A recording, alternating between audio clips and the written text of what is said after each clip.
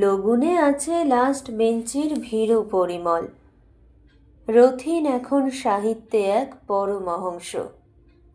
দীপু তো শুনেছি খুলেছে বিরাট কাগজের কল, এবং 5টা চায়ের বাগানে 10 আনি অংশ। তদুপরি অবসর পেলে হয় স্বদেশ সেবক। 2.5 ডজন আরশোলা ছেড়ে ক্লাস ভেঙেছিল পাগলা অমল। সে আজ হয়েছে মস্ত অধ্যাপক। কি ভয়ঙ্কর উজ্জ্বল ছিল সত্য স্মরণ। সে কেন নিজের কণ্ঠ কাটল ঝকঝকে খুঁড়ে? এখনো ছবিটি চোখে ভাসলেই জাগে শিহরণ। দূরে চলে যাবে জানতাম, তবু এতখানি দূরে।